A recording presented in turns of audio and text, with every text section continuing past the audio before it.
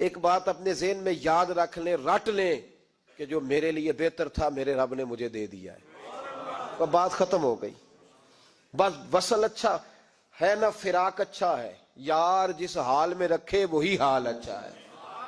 بس جو میرے حق میں بہتر تھا میرے رب نے مجھے، مسئلہ یہ ہے کہ تو اس پہ راضی ہونے کو تیار نہیں۔ حضرت علی کرم اللہ تعالی وجہ الکریم نے میرے نبی پاک کی ایک حدیث بیان کی ہے، اور جناب علی جب یہ حدیث بیان کیا کرتے تھے تو حضرت مجاہد فرماتے ہیں یوں لگتا تھا کہ جیسے حضرت علی ہمیں ہر پریشانی سے نکال رہے ہیں۔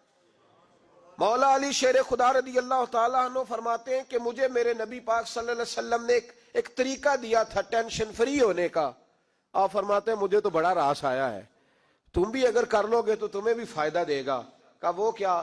تو حضرت علی کہنے لگے محبوب علیہ السلام نے فرمایا تھا لوگو تم اللہ کے دیے ہوئے تھوڑے رزق پہ راضی ہو جاؤ، وہ تمہاری تھوڑی عبادت سے تم سے راضی ہو جایا کرے گا۔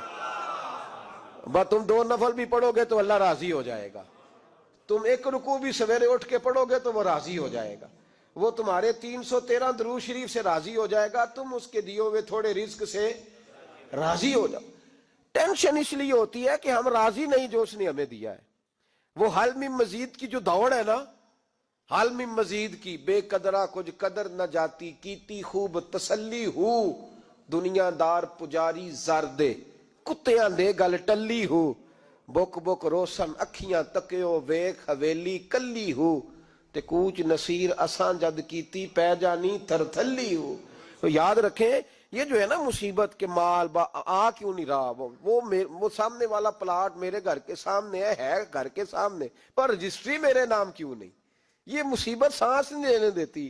موٹر سائیکل کھڑی کرتا ہے نا جب آ کے دکان سے روٹی کھانے آتا ہے، دفتر سے گھر آتا ہے، کاروبار سے آتا ہے، تو جہاں موٹر سائیکل کھڑی کرتا ہے وہ ٹینشن بڑی ہے کہ کبھی میری ہو جائے نا یہ والی جگہ بھی، تو میں یہاں بھی بورڈ لگاؤں اپنے نام۔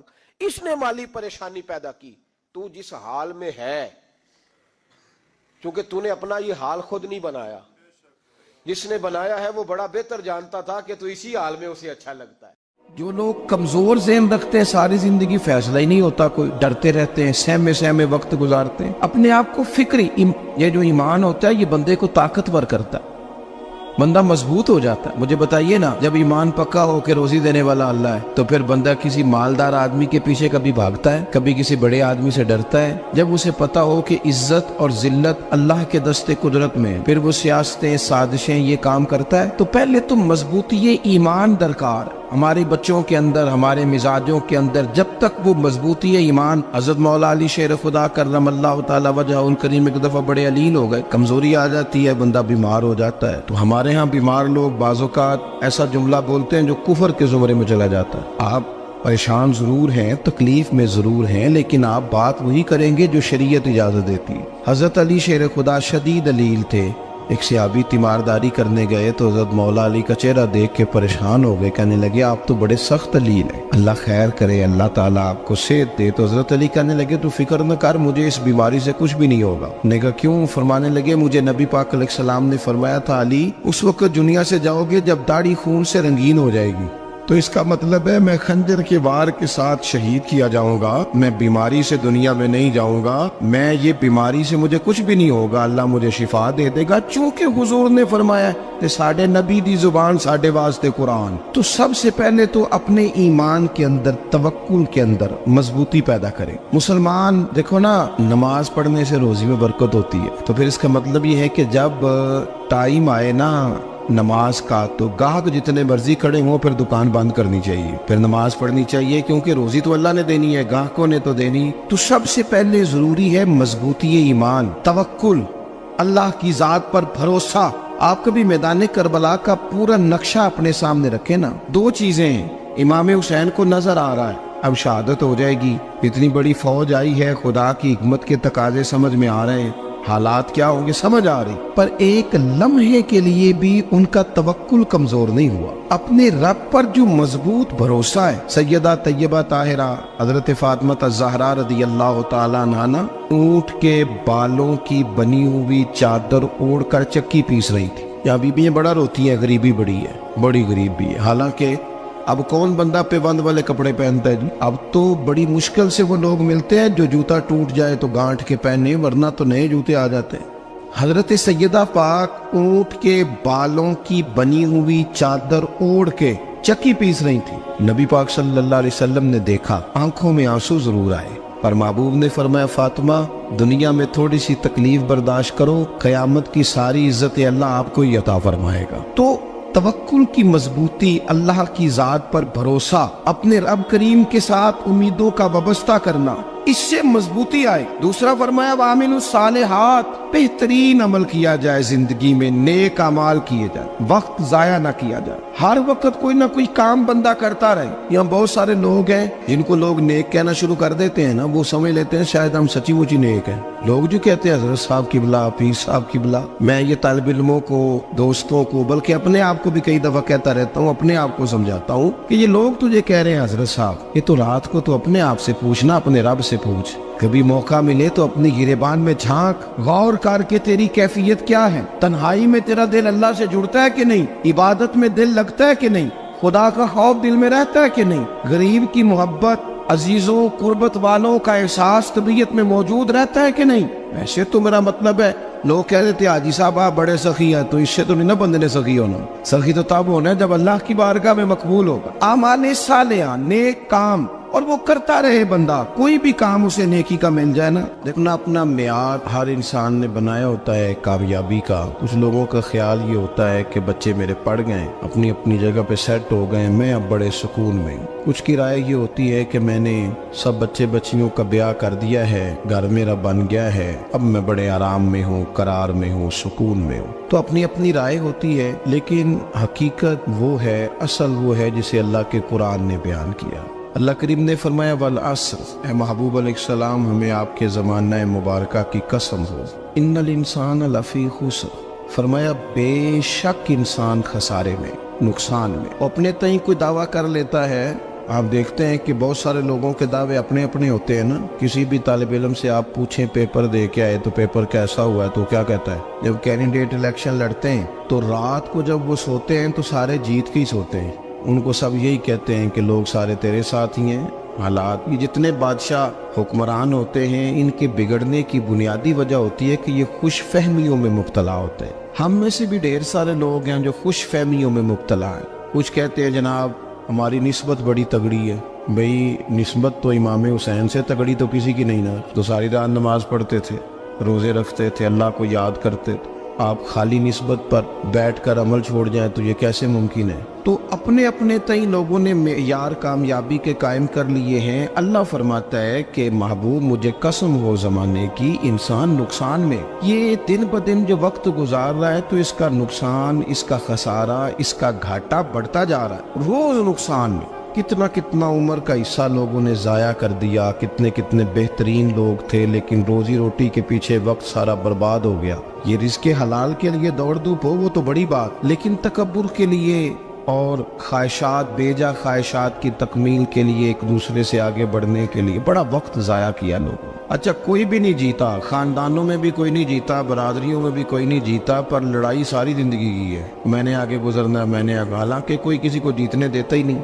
اپنے اپنے تئیں لوگوں نے معیار قائم کیے کامیابی کے۔ اللہ فرماتے ہیں بے شک انسان نقصان میں ہے، لیکن جس میں 4 خوبیاں پائی جائیں اللہ کا قرآن کہتا ہے وہ بندہ کامیاب ہو۔ کون کون سی؟ الا الذین آمنوا، سب نقصان میں نہیں سوائے ان لوگوں کے جو ایمان لائے۔ سب سے پہلے کیا کرے؟ ایمان ہو اس کے پاس، مضبوط ایمان، وعملوا الصالحات، اور ایمان بھی لائے اور نیک کام بھی کرے، اور صرف نیک کام نہ کرے، وتواصوا بالحق، لوگوں کو حق بات کی نصیحت بھی کرے۔ اور ظاہر ہے سچ بولے گا، حق بولے گا تو بڑے لوگوں کے مفادات کو ٹھیس پہنچے گی، کچھ لوگوں کو تکلیف بھی ہوگی، تو اب جب تکلیف ہوگی تو پھر مصیبت بھی آئے گی۔ تو اگر حق بات کہنی ہے تو پھر کیا کرے؟ وتواصوا بالصبر، پر ایک دوسرے کو صبر کی بھی وصیت کرے۔ 4 چیزیں پائی جائیں، ایمان، اعمال صالحہ، حق کی نصیحت، اس رستے میں آنے والی تکلیف پر صبر۔ اگر یہ 4 چیزیں میسر آتی ہیں تو اللہ کا قرآن کہتا ہے بندہ کامیاب ہے۔ اور اگر یہ 4 چیزیں نہیں تو پھر کوئی بندہ جتنا مرضی دعویٰ کرے، جتنا مرضی شور کرے، جتنا مرضی اعلان کرے، وہ کامیاب ہو سکتا۔ سب سے پہلے تو اپنا ایمان پکا کرے۔ یہ جو کچی پکی باتیں کرتے ہیں نا لوگ، مسلمان جو ہوتا ہے نا، مسلمان وہ لاوارث نہیں ہوتا، وہ وارث والا ہوتا ہے، اس کا رب ہر وقت اپنی رحمت سے اس کی حفاظت کرتا ہے۔ مسلمان ہر وقت نبی پاک علیہ السلام کی نگاہ کرم میں رہتا ہے۔ اسے کمزور باتیں نہیں کرنی چاہیے کہ میرے کو پیچھے چڑھ گیا تو پتہ نہیں کیا ہو جائے گا، برادری مخالف ہو گئی تو پتہ نہیں کیا ہو جائے گا، سچ بول دوں گا تو لوگ پتہ نہیں مجھے مار دیں گے، ایسا ہو نہیں سکتا۔ چھری حضرت ابراہیم چلائے بھی نا تو حضرت اسماعیل کے حلق پہ چلنا اس نے تب بھی ہے جب اللہ حکم کرے گا، تو اللہ کی حکمت ہوگی، حکمت الہی ہوتی ہے تو کوئی کام ہوتا ہے، ورنہ ہوتا تو اپنی طبیعت میں مضبوط ایمان، توکل، اللہ پہ بھروسہ، مضبوطی افکار کی، کچی باتیں نہیں۔ دیکھو نبی پاک صلی اللہ تعالی علیہ وسلم نے فرمایا نیکی کو کبھی حقیر نہیں سمجھنا، کبھی حقارت سے نہیں نیکی کرنی کہ یہ بڑی چھوٹی ہے تو میں اس کو کروں۔ اب فرمایا کبھی حقیر نہ سمجھنا، نیکی کا کام جو بھی ملے کر دینا۔ فرمایا اگر بھائی سے مسکرا کے ملو گے بنا تو اس پر بھی اللہ تمہیں صدقے کا ثواب عطا کرے گا۔ ہم تو اس دین سے کے ماننے والے ہیں جو کہتے ہیں تو گلی سے روڑا اٹھا دے، کانٹا اٹھا دے، کسی کی تکلیف دور کر دے، کسی اس پر گنجائش کر دے، کسی کے لیے آسانی کر دے، جو بھی خیر کا کام میسر آئے پورے دن میں اسے چھوڑے نہیں۔ صبح گھر سے نکلے، وہ ایک صحابی تھے، غالباً تابعی تھے، تو بازار جاتے اپنے غلام کے ساتھ تو سارا بازار گھوم کے واپس آ گئے۔ خادم نے کہا جناب کو نہ کوئی خریدا نہ کچھ بیچا، تو آپ سارا بازار گھوم کے آ گئے۔ فرمانے لگے تیرا کیا خیال ہے؟ میں نے کچھ بھی نہیں کیا۔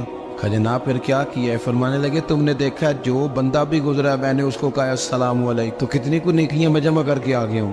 کوئی خیر جو میسر آئے، ہم سمجھتے ہیں کہ شاید کوئی کروڑ کو روپیہ ہوگا تو پوری مسجد بناؤں گا تو پھر میں نے نیکی کر دی ہے، شاید جناب میں، حالانکہ یہ چھوٹے چھوٹے کام ہے نا، چھوٹے چھوٹے کام، ان کی تو زیادہ ضرورت ہوتی ہے، ان کی تو زیادہ حاجت ہوتی ہے۔ کوئی آپ رستے میں گزر رہے ہیں تو نیچے کوئی کھڈا بنا ہوا ہے تو اس پر ہم کیا کرتے ہیں، گاڑی میں بیٹھ کے تبصرہ کرتے ہیں اے روڈ کھورے کدو بننا ہے بھئی، یہ کھڈا ہے نا تو آپ نیچے اترے نا، تو آپ دھابڑا لیں نا، کئی پکڑے نا، یہ تو 5 منٹ کا کام ہے، یہاں آسانی کر دے نا، آپ اس میں گنجائش کر دیں۔ حضور سید عالم علیہ السلام نے فرمایا، امام راضی نے حدیث لکھی ہے، قیامت کے دن ایک بندے کو اللہ معاف کرے گا تو مالک وہ بندہ عرض کرے گا یا اللہ میں تو بڑا گناہگار ہوں، کس وجہ سے معافی ہوئی؟ فرمایا رات کے وقت تو گزر رہا تھا، تیرے پیر سے روڑا ٹکرایا تھا، تو نے اٹھایا ادھر ادھر دیکھ کے کہ کوئی اللہ کے کسی بندے کو تکلیف نہ ہو جائے۔ کہ مالک کو وہ تو میں نے زمانہ بیت گیا، کوئی اتنی بڑی بات بھی نہیں سمجھی۔ تو رب کریم نے فرمایا تو رات کے اندھیروں میں بھی میرے بندوں کا خیال رکھتا تھا تو میں تیرا خیال نہ کروں؟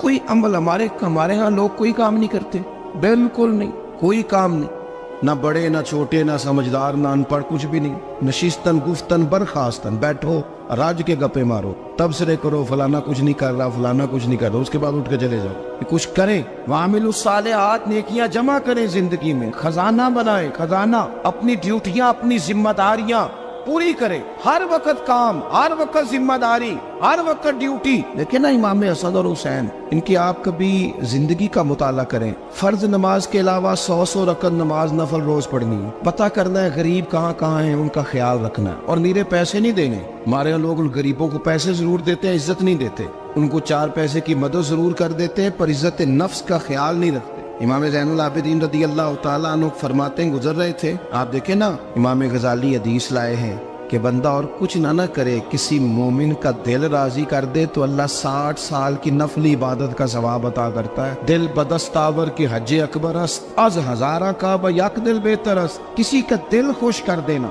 اس کو راحت دے دینا، اس کو قرار دے دینا، اس کے لیے کوئی ایسا سامان کر دینا کہ بندہ مطمئن ہو جائے، سکون ہو جائے۔ یہ ہمارے ہاں جو لوگ ہوتے ہیں نا سرکاری ملازمین، ڈیوٹیوں والے، ان کی طبیعتوں میں تلخی ہوتی ہے۔ یہ اگر صرف پیار کرنے لگ جائے نا، سے وابستہ لوگ میرے احباب میں سے ہیں، تو میں ان سے کہتا ہوں کہ شفا تو اللہ نے دینی ہے، چلو تم دعائی تو آج کے دیا کرو نا، تم آنے والے کی بات تو توجہ سے سنو۔ وہ بیچارہ اپنی بات، ہمارے ایک بزرگ تھے تو تعویذ لکھا کرتے تھے، بڑے عالم تھے، مجھے کچھ تھوڑی سی نا میرے دل میں ان کے بارے میں خفگی رہتی تھی کہ آپ اتنے بڑے عالم ہیں، آپ کتاب لکھیں، آپ تعویذ لکھ رہے ہیں، اور پھر لوگوں نے کمائی کرنی ہوتی ہے، آپ تو مفت دیتے ہیں سارا کچھ، اتنی لمبی ڈیوٹی، سارا دن بیٹھے رہتے ہیں آپ اور لکھتے تعویذ ہیں۔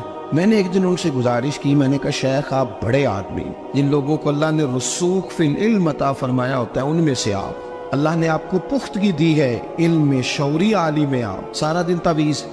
فرمانے لگے یار میں تعویذ نہیں لکھتا، اصل مسئلہ یہ ہے کہ جو تعویذ لینے آتا ہے وہ اپنا سارا دکھ سناتا ہے، تو میں تعویذ نہیں لکھتا، میں نہ بس لوگوں کے کلیجے ٹھنڈے کرتا ہوں. میں کسی کا، اب تو بچوں کے پاس ٹائم ہی نہیں، وہ تو ابا کا دکھ نہیں سنتے، تو بیٹھتے ہی نہیں. اماں کہہ رہی ہوتی ہے کہ پتر کو 10 منٹ میرے پاس بھی بیٹھا کر، لیکن پتر مصروف بڑا ہے، ویڈیو چڑھانی ہے اس نے. ہم الجھ گئے. یہ چیزیں انسان کو نفسیاتی طور پر کمزور کر دیتی ہیں. جو لوگ زیادہ یہ کام کرتے ہیں ان کے حافظے کمزور ہو جاتے ہیں، وہ الجھ جاتے ہیں، انہیں پتہ نہیں ہوتا رات میں نے کیا کہا تھا، صبح میں کیا کہہ رہا. ہر وقت نہیں، ضرورت کے وقت، ہر ٹائم نہیں، مخصوص اوقات میں. حضرت امام زین العابدین رضی اللہ تعالیٰ عنہ فرمانے لگے، ہم گزر رہے تھے، امام حسین ساتھ تھے، تو رستے میں نہ کچھ غربا، غریب لوگ بیٹھ کے کھانا کھا رہے تھے. کہتے ہماری ان پر نظر پڑی تو انہوں نے حضرت امام حسین رضی اللہ تعالیٰ عنہ سے کہا، حضور آئیے، تشریف لائیے، کھانا کھائیے. وہ ضروری نہیں ہوتا آپ کو سب کا کھانا پسند ہی آئے، ٹیسٹ اپنے اپنے ہوتے ہیں، یہ ضروری تو نہیں.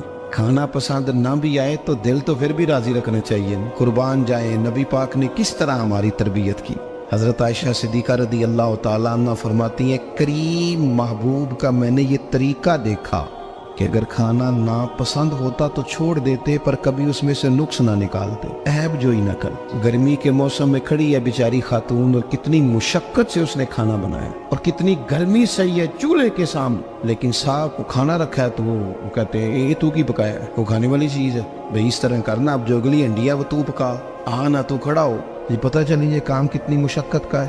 زندگی میں کچھ تھوڑا سا دوسروں کا خیال رکھنا، یہ بھی تو دین کا حصہ ہے. آپ اپنی زندگی میں ہمیشہ اپنے لیے سوچیں، کسی اور کا سوچیں ہی نہ. تو میرے عزیز یاد رکھیں گے آپ، امام زین العابدین کہتے ہیں نبی پاک صلی اللہ تعالیٰ علیہ وآلہ وسلم نے نا حضرت امام علی مقام کی، امام حسن اور حسین کی اس طرح سے کچھ تربیت فرمائی تھی کہ غریب پروری ان کے اندر رچ بس گئی، مزاج بن گیا. وہ غربا بیٹھے تھے، دسترخوان بچھائے سڑک کے کنارے، تو امام حسین گزرے تو انہوں نے آواز دی. امام صاحب لوگ کہنے لگے، حضور تھوڑی روٹی نہیں کھا لیتے ہمارے ساتھ؟ تو امام صاحب آ گئے، نیچے بیٹھ گئے غریبوں کے ساتھ. کوئی جرت کرے نا، چلو امیروں نے تو غریبوں کے ساتھ بیٹھنے کی جرت نہیں کرنی، کوئی پیر ہی بیٹھ جائے غریبوں کے ساتھ، وہی مہربانی کر دے کہ میں پیر صاحب ہوں، قبلہ ہوں، تو میں ہی چلو لنگر کھا لوں مریدوں کے ساتھ بیٹھ کے. ہماری تو محفلوں میں بھی نا جی، نعت خانوں کا، مولویوں کا، دوسروں کا کھانا اور ہوتا ہے، اور غریب آدمی کو شاپر میں چاول ڈال کے دیتے ہیں، ساتھ اسے کہتے ہیں یہ لنگر شریف ہے. بھئی اگر یہ شریف ہے، تبرک ہے، تو اے پیر صاحب نو نہیں سی لنگدا، اڑتا ہے گلے میں لنگر ان کو. یہ لنگر شریف جو ہے یہ نعت خان کو بھی تو گزرنا، تبرک ہے کہ نہیں؟ ہاں نہ تو کرو نا. تو جیڑی زیادہ تبرک والی شے ہے وہ پیرانو بھی تو کھانی چاہیے نا. نعت خان کو اس کے لیے لہدا سے مرغ مسلم اعلیٰ کھانے. میں اکثر دوستوں سے کہتا ہوں چلو میلاد شریف پہ صحیح سب کے لیے اچھا کھانا پکاؤ. چلو جس غریبوں کے بچوں کو بیچاروں کو سارا سال وہ بوٹیوں کے لیے لڑتے ہیں، تم میلاد پہ اچھی روٹی پکا دو، تو بچہ جب کھائے گا نا بہت ساریاں بوٹیاں اور چاول، اور اپنے ابا سے پوچھے گا کہ ابا جی آج کی گل ہے، تو ہو سکتا ہے غریب باپ رو ہی پڑے اور اسے کہے پتر تو آج راج راج کے کھاج ساڑھے نبی پاک دا میلاد شریف. تو امام حسین رضی اللہ تعالیٰ عنہ نا آ کے غریبوں کے بیچ بیٹھ گئے زمین پہ. انہوں نے کہا کھائیے. تو وہ جس طرح وہ کھا رہے تھے نا سادے برتنوں میں سادے، امام حسین کھانا کھانے لگ گئے.